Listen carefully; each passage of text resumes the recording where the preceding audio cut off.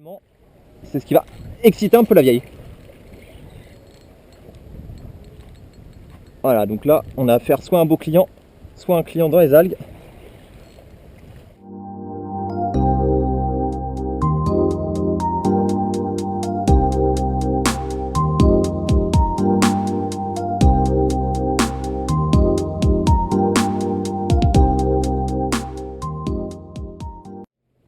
Me voilà au bord de la mer, en Normandie.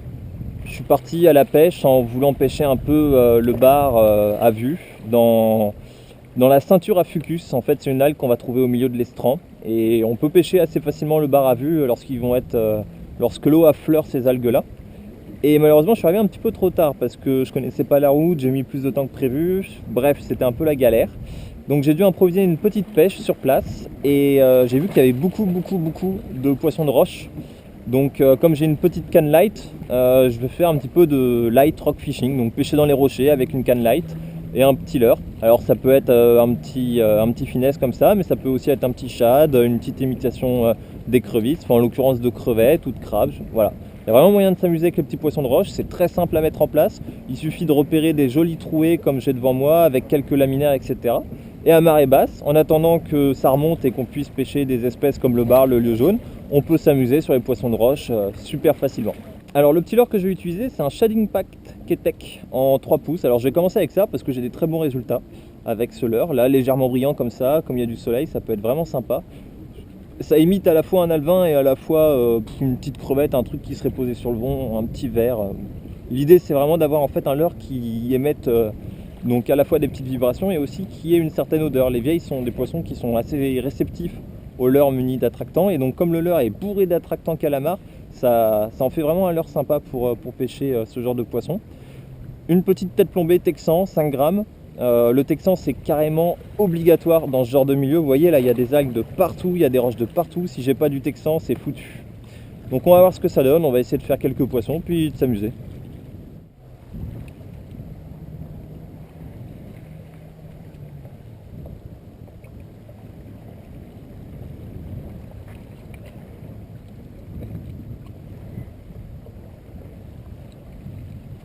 Poisson, voilà.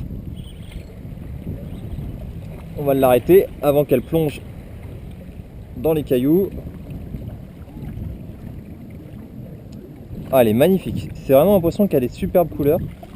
J'aime bien la tête de ce poisson. Souvent il est mal aimé par les pêcheurs au leurre, mais faut dire que ça déglingue un peu les leurres. Mais je trouve que c'est vraiment un poisson magnifique. Oh là, ouais, c'est vraiment très joli comme poisson. Alors on va essayer de dépiquer ça correctement. Voilà. Dis coucou à la caméra. Alors je la mets un peu en haut au cas où si la caméra est trop haute, un peu plus vers le bas au cas où si la caméra est plus basse. Voilà, très beau. On dirait des mérous qu'on pourrait trouver sous les tropiques, mais en France.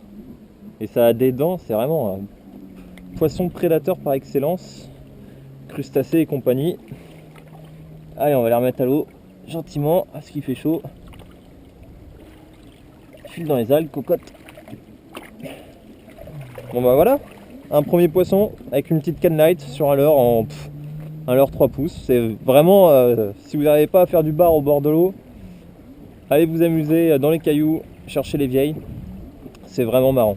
Alors par contre, sur une canne light là en 2-10 grammes comme ça, habituellement je mets un bas de ligne en 20 centièmes quand je pêche.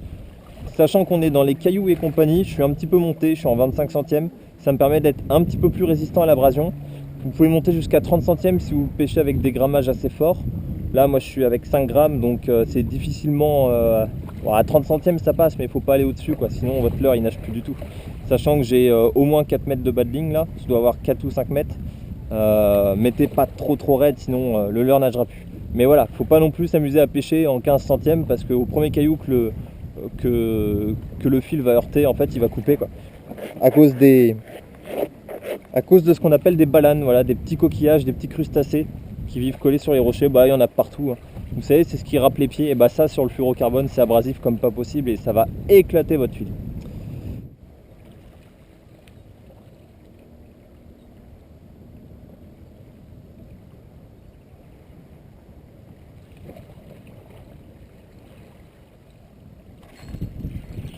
Hop là.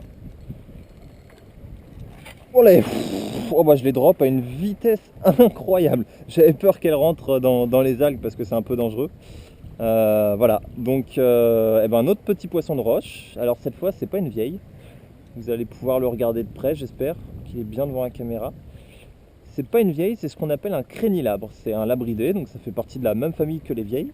Mais la forme de la tête n'est pas exactement pareil. Le dessin sur les opercules n'est pas le même non plus. C'est très caractéristique. Voilà, un joli petit crénilabre.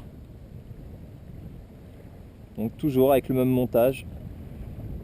C'est vraiment magnifique. Les poissons de roche sont très colorés parce qu'en fait ils vont se confondre donc avec leur environnement, avec les algues, avec les roches, tout ce qu'on peut trouver dessus. Et donc ils ont des robes qui leur permettent de se camoufler donc, dans tout cet environnement.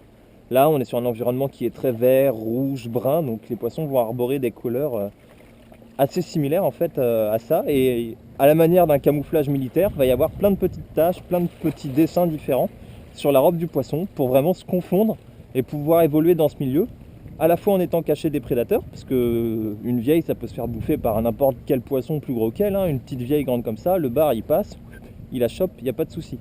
Et en même temps c'est pour se camoufler donc de ce qu'elle va manger, donc ça peut être des crustacés, des crevettes, des crabes, même d'autres petits poissons, étant donné qu'avec ça on va avoir tendance à imiter en fait un petit poisson.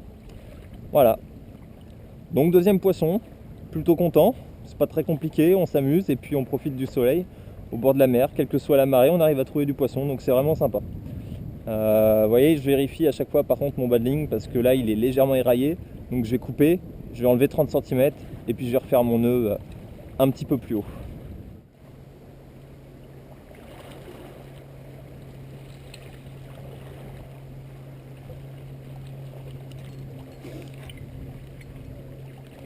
Hop là, un autre poisson, je sais pas ce que c'est. Oh, c'est tout petit. Donc c'est un petit labridé, encore une fois. Hop, je vais mouiller la main parce qu'il fait très chaud en ce moment. Hop. Ah bah c'est une petite vieille. Alors cette fois elle a une robe différente. Vous voyez, la première vieille que je vous ai montrée, elle était très tachetée. Celle-là, elle est simplement marbrée avec une jolie ligne en fait sur les yeux. Ça en fait vraiment des poissons magnifiques, hein. Je sais pas pourquoi ils sont si mal aimés des pêcheurs au leurre, mais pour quelqu'un qui a l'habitude de pêcher par exemple la perche ou le black bass dans des petites rivières à gratter, c'est le poisson de mer typique pour faire ça. Sachant qu'on prend aussi des fois quelques lieux et quelques bars en faisant cette technique là. Et vous voyez les dents que ça, c'est vraiment fait pour casser des carapaces, hein. Voilà. Je vous la monte tout doucement et je la descends. Magnifique. On va la remettre à l'eau. À la prochaine vague. Si, voilà. Je l'ai toujours dans la main. Elle est pas repartie. Hop là, elle est repartie. Voilà. Je vais pas changer de leurre. Comme quoi, soit j'ai un petit peu de chance, soit elles sont pas très voraces par ici. Des fois, un leurre, un poisson. Et là, en l'occurrence, 3 poissons et le leurre est même pas chiqué. Donc, j'ai eu un peu de chance. Faut prévoir quelques leurres en rade quand vous pêchez la vieille, parce que c'est vrai que des fois vous prenez une seule touche et le leurre est déjà flingué. Et des fois, comme là, vous allez prendre 3 poissons et vous allez pouvoir continuer de pêcher avec le leurre. C'est assez aléatoire. Souvent les grosses vieilles vont vraiment mettre un croc dans le leurre et il sera tout de suite très abîmé.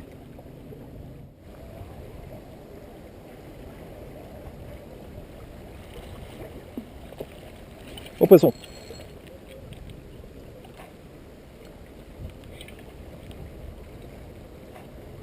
Ah là là. Hop là, voilà. C'est bon. Bon, elle est pas si grosse que ça, mais comme elle s'est mise, vous voyez, dans les herbes, c'est pas évident. Hop, voilà.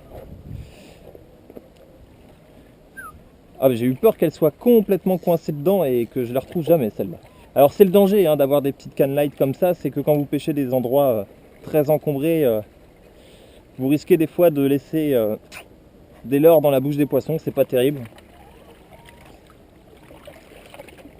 Donc là, eh ben, c'est une vieille qui est toute verte. Vous voyez, c'est bien, on aura vu plein de couleurs de poissons différents. Je suis très content pour vous. Magnifique. Hop, je vous la monte un petit peu au cas où si la caméra est un petit peu trop haute. Et puis je descends tout doucement le poisson. Voilà. C'est vraiment un de mes poissons préférés, hein. Hop là. Voilà. Je sais pas si vous voyez, le poisson a des sacrés chicots. Et en plus de ça, les lèvres sont bleues, turquoise. C'est vraiment mais magnifique. Hop là, je vous la remonte une petite dernière fois. Je suis très content de prendre ces poissons là. Hop là, voilà. Hop.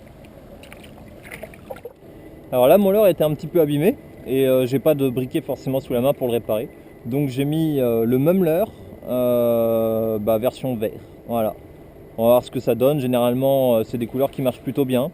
Moi, je vous conseille vraiment de pêcher avec des leurres vert, marron pour la vieille, voire même rouge. Ça peut vraiment très bien marcher.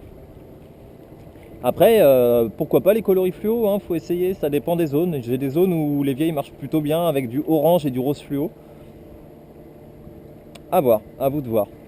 Pour l'animation, c'est vraiment tout bête. Je ferme mon pick-up, j'attends, enfin je lance, je ferme mon pick-up, j'attends que le leurre touche le fond, pick-up fermé. Comme ça, s'il y a une touche de barre ou de lieu à la descendante, je suis capable de la sentir et de ferrer. S'il y a une touche de vieille à la tombée du leurre, parce que le poisson va entendre le leurre tomber sur le fond, je suis aussi capable de ferrer. Ensuite, je vais alterner soit des petits coups de sion, voilà, des tout petits twitch, comme on appelle ça, soit des tours de manivelle. Donc directement, un petit tour de manivelle pour ramener un petit peu de fil. Le tour de manivelle, en fait, ça va faire ramener le leurre sur le fond, bien horizontalement, alors que le petit coup de sion, ça va faire sautiller le leurre. Et généralement, c'est ce qui va exciter un peu la vieille. Voilà, donc là, on a affaire soit à un beau client, soit un client dans les algues. Ah, ça doit être un client dans les algues, ça. Voilà. Un musclé, hein. Là, clairement, un démarrage assez musclé pour celle-là. C'est une vieille, encore une fois. Donc voilà, l'animation, soit des petites tirées parallèles au fond, soit directement des petits coups de sion. Et l'avantage des coups de sion, en fait, c'est ça va exciter un petit peu la curiosité de la vieille. Et généralement, c'est ce qui va déclencher la touche.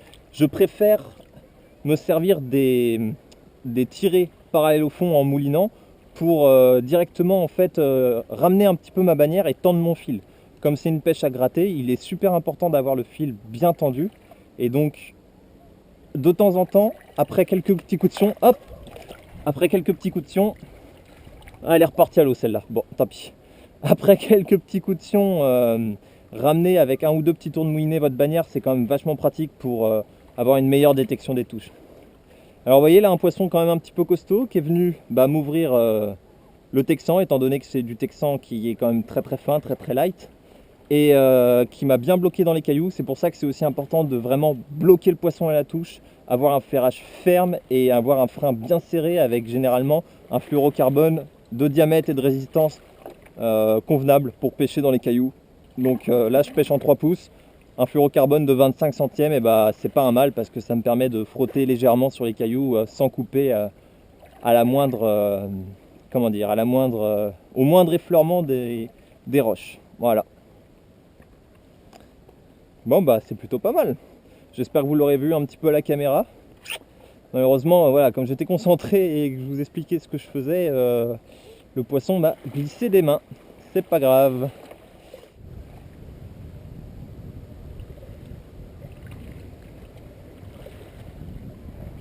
Ah, poisson. Je croyais que c'était des algues. Non, c'est un poisson qui a l'air d'être plutôt joli. Un poisson correct, pas énorme, mais un poisson correct quand même.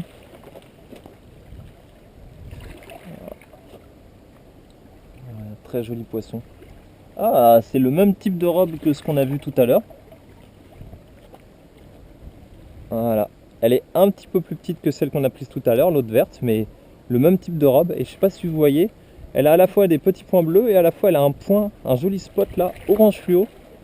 Vraiment magnifique.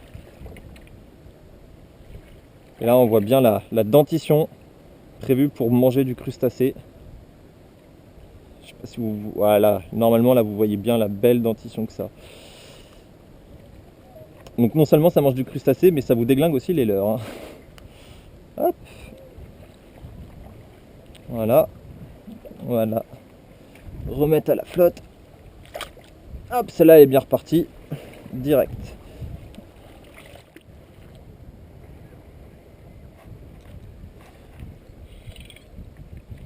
Hop là. J'ai vu le petit poisson qui suivait. J'ai tout de suite relancé, laissé tomber juste devant. Et c'est à ce moment-là qu'elle a pris. Alors, là, je sais pas ce que c'est. Ah bah si, c'est une vieille. Mais voilà, encore une couleur différente. Cette fois, elle est toute brune. Ouais, c'est ça, elle est brune orangée. Très jolie. Magnifique. J'adore les couleurs de ces poissons. J'adore ce poisson parce que je le trouve super marrant à pêcher. C'est tout simple et on peut vraiment en faire en quantité sur des petites pêches light.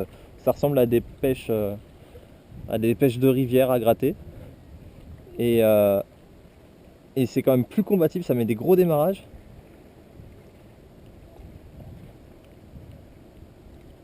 Hop là. Bon, le texan a un petit peu morflé. Mais bon, génial. Hop, allez à l'eau direct, celle-là.